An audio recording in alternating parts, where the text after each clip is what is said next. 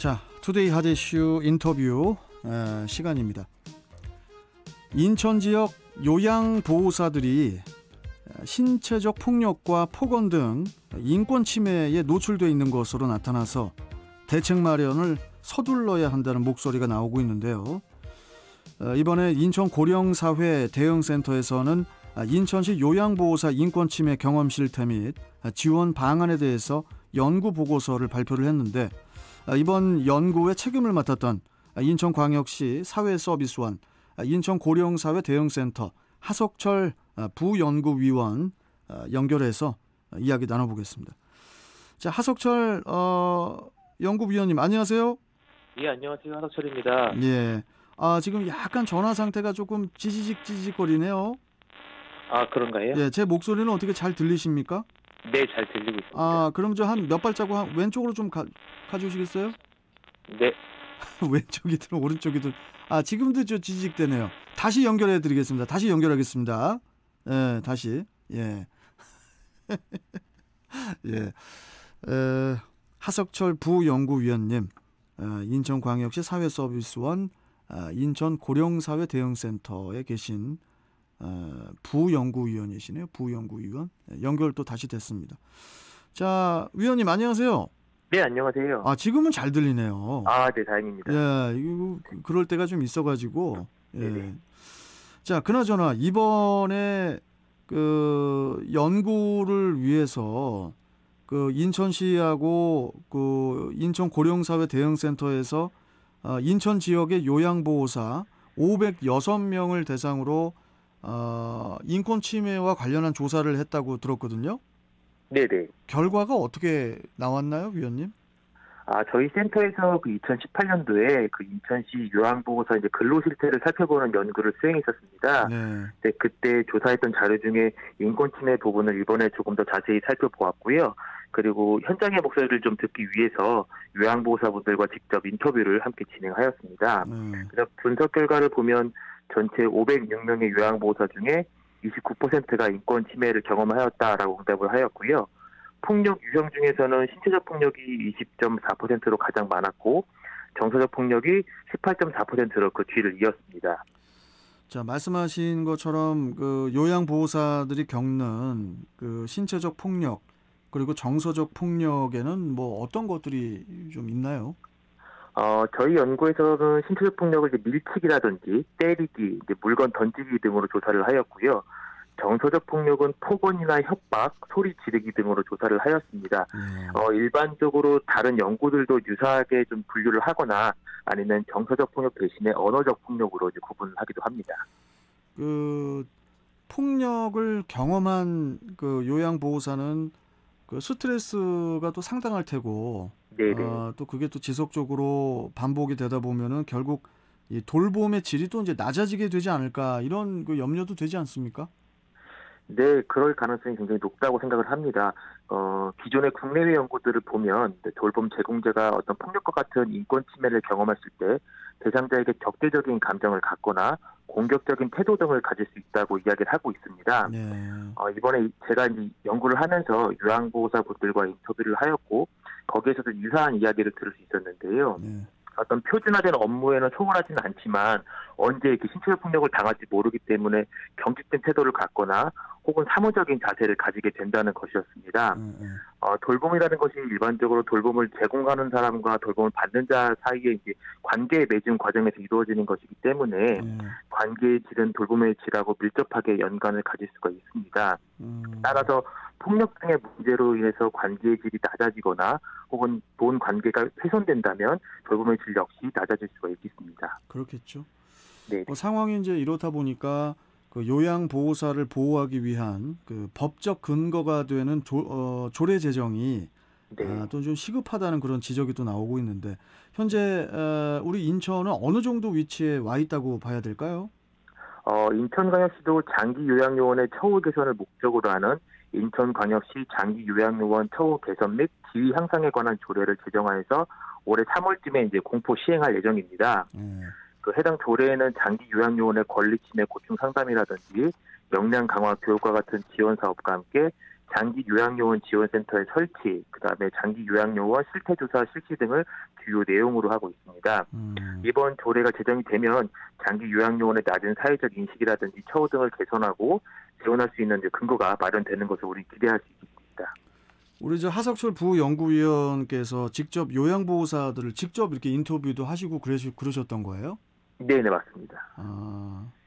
폭력이나 폭언 말고도 네. 또 어떤 부분들을 또 불편해하시던가요?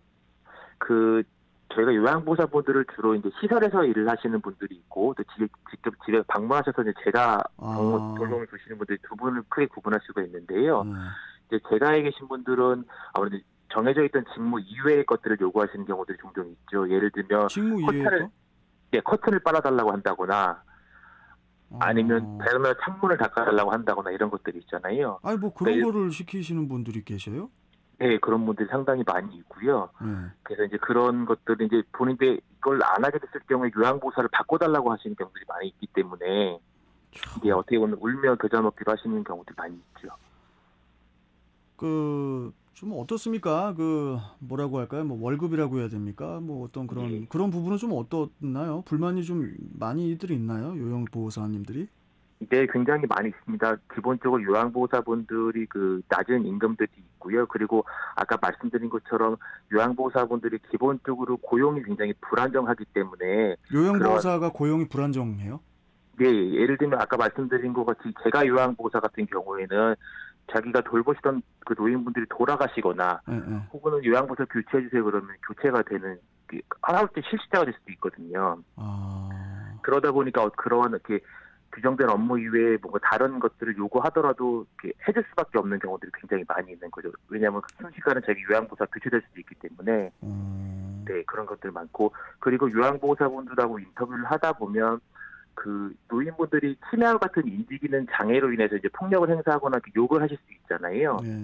그런 것들은 그래도 좀 이해하시려고 하는 모습을 보이는데 말 그대로 요양보호사를 낮잡아봐서 이렇게 뭐 그분들이 하시는 표현을 좀 빌리자면 국가가 공인한 파출부다 이렇게 표현을 하시는 경우도 있는데요.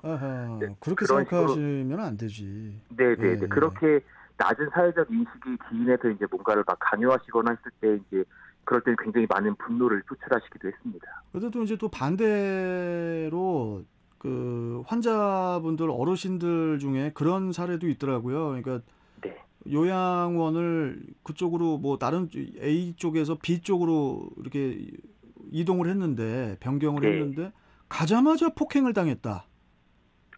그런 분들도 있어요.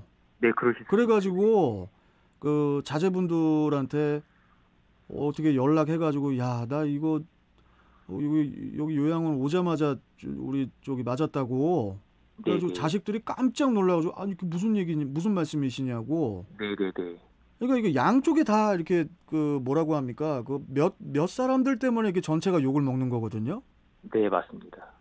근데 물론 또 이제 요양보호사님들도 스트레스를 너무 받다 보니까 어떤 그런 교육 체계도 좀 뭐가 이렇게 좀 확실하게 매뉴얼이 있는 건지 이것도 좀 궁금하거든요. 어떤 그런 인권 침해가 있을 때 어떠한 매뉴얼에 따라서 다 이렇게 이루어져야 한다는 매뉴얼이 특별하게 있는 것들은 없는 것으로 확인이 되고 있고요.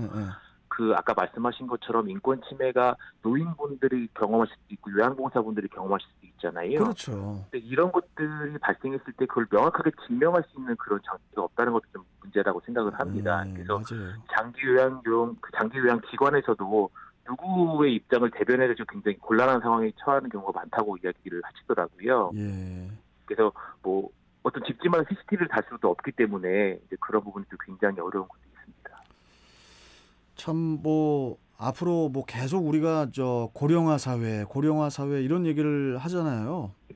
뭐 언론에서도 마찬가지고 또 조사가 또 그렇게 됐고 점점 더 이 요양보호사분들의 필요성이라든지 뭐 중요성 이런 게 더 많이 또 더욱 증대될 것 같은데 그 부분에 대한 어떤 현실적인 대비도 필요해 보이거든요. 우리 부연구원님께서 마지막으로 좀 한 말씀 해주시죠. 제가 익히 알려진 바와 같이 우리나라의 고령화 속도가 굉장히 빠릅니다. 또 기대 수명도 지속적으로 늘어나고 있고요. 그런데 이제 질병 같은 것이 없는 상태에서 건강하게 살아가는 건강 수명과 기대 수명 간에 약 한 10년간의 차이가 있습니다. 그러니까 이는 돌봄이 필요한 상태가 장기간 있을 수 있음을 의미하는 것이기도 한데요.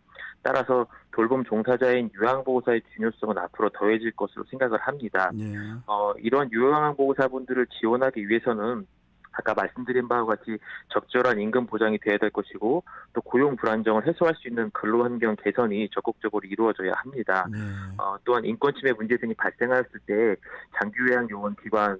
장기요양기관에서도 보다 좀 책임 있는 자세에서 필요하다고 생각을 합니다. 예. 여기에 더해서 저는 이제 개인적으로는 요양보호사 분들에 대한 사회적 인식이 굉장히 많이 바뀌어야 한다고 생각을 하고요.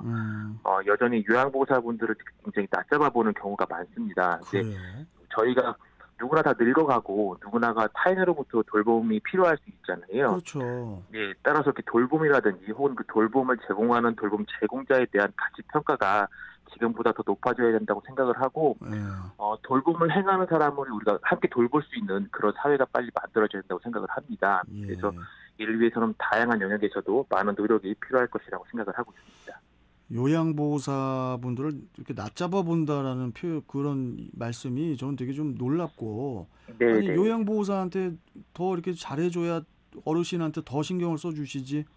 네. 예, 그런 거를 생각을 하셔야지 왜 낮잡아 보고 그런 네. 건 뭐 자기한테도 손해거든요, 나중에는. 네, 서구에서도 굉장히 많이 있고요. 그러니까요. 똑같이 감정이 있는 사람인데 네. 이 어르신이 자꾸 이렇게 얕잡아 보고 자꾸 이러시네. 이러면은 차별 받을 수밖에 없는 거예요, 어르신들도. 네. 악순환이 반복이 되는 거죠. 그럼요. 네. 예. 아무튼 물론 요양보호사분들이 되게 또 힘든 또 일이기 때문에 네. 앞으로는 좀 더욱 그 중요성에 걸맞게 일하시는 분들의 처우가 좀 개선이 될 수 있기를 또 바라봅니다.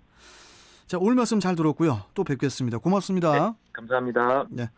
자, 지금까지 인천광역시 사회서비스원 인천고령사회 대응센터 하석철 부연구위원과 함께 했습니다.